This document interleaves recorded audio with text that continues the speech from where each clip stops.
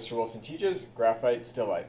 Today we're going to make a basic still life using two objects as well as a t-shirt as a backdrop using our graphite pencil.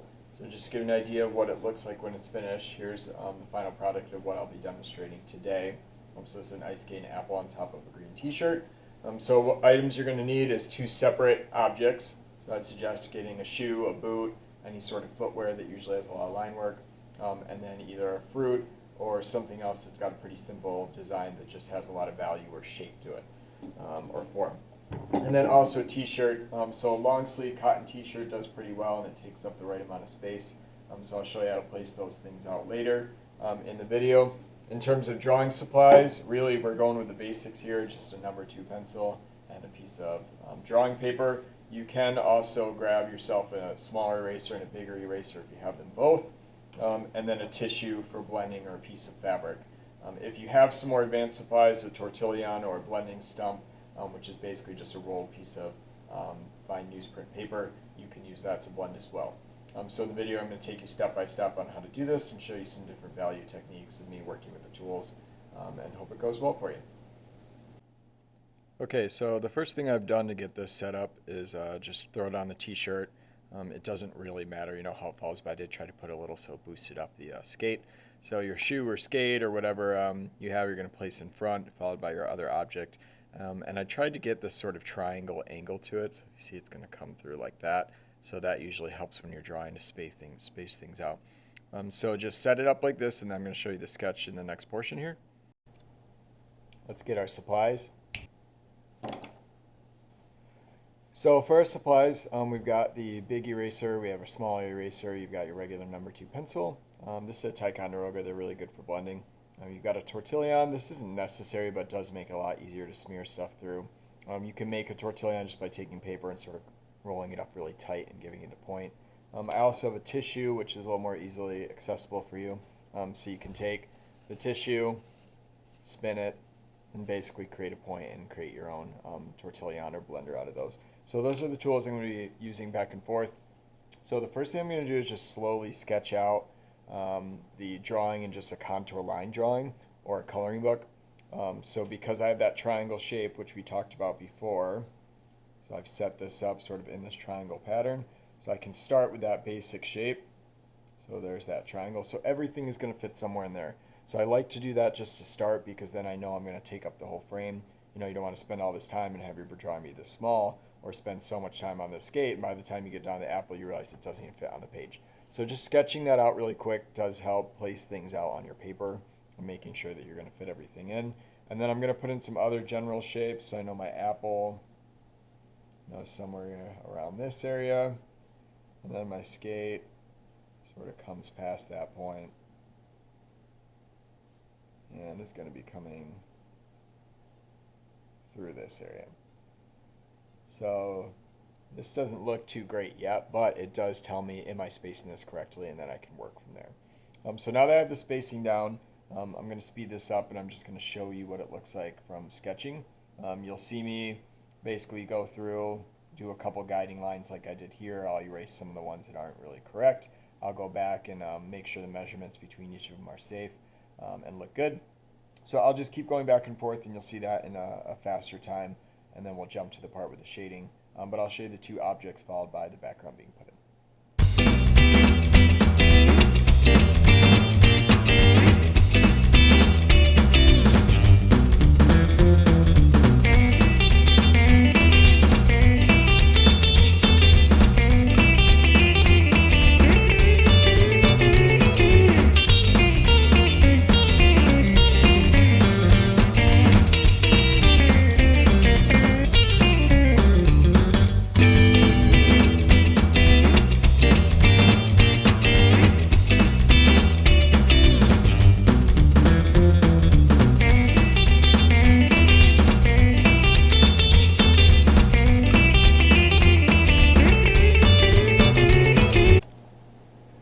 Okay, now that we have the drawing pretty much complete, we're going to start shading it in.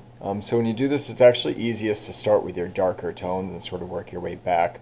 So based off of our drawing here, we're then going to look at our actual life object. And if you see, the darker stuff is right near the heel of the ice skate where it's really dark. So that's the area I'm going to be working on, so we're going to work my way back. So I'm going to take my pencil and start to add in the darks first. And it would be darkest around this area here where there's the overlap. And first I'm just going to give a basic shade or basic tone. So this doesn't necessarily have to look very good to start. I'm adding in the color, trying to get rid of all the paper.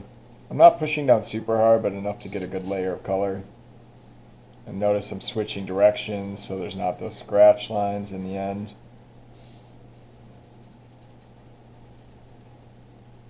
And then some of you will be good enough with the finesse of your hand, just sort of evening out the tone.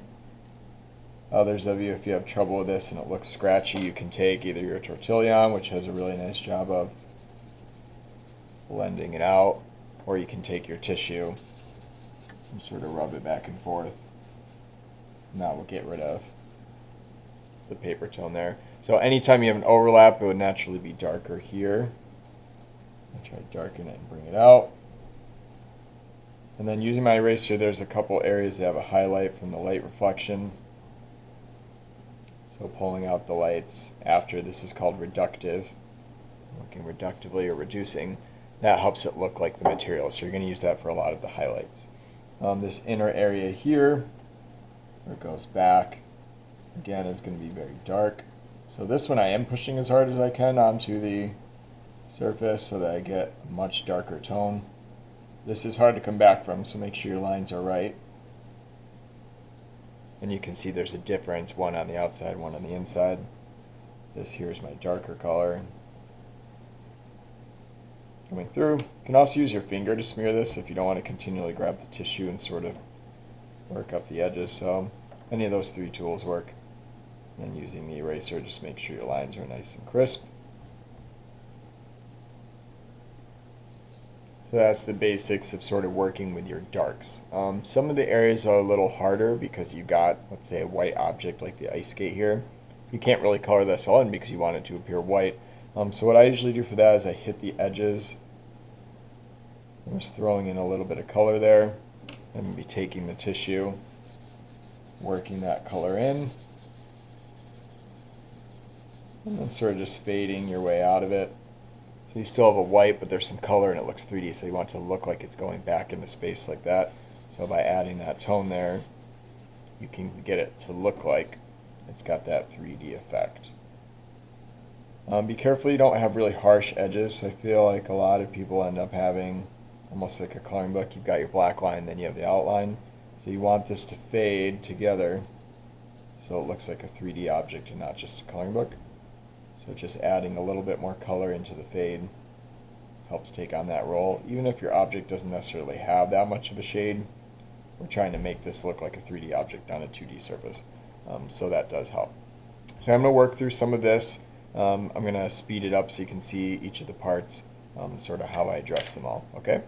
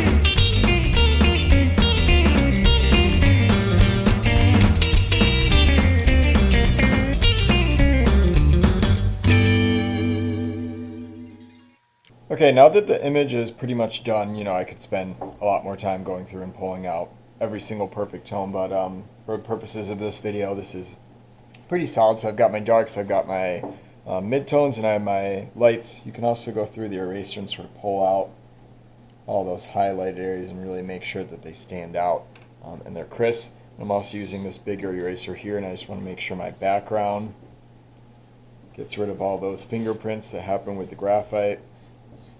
I'm using the side just going across and cleaning up all the edges here.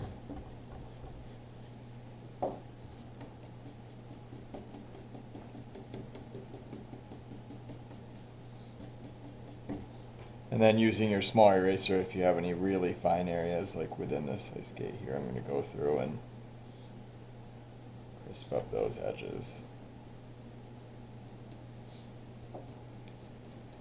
And that's it. So that's what we're going to be working on, is just getting down those two items on top of a t-shirt in a nice value scale graphite tone.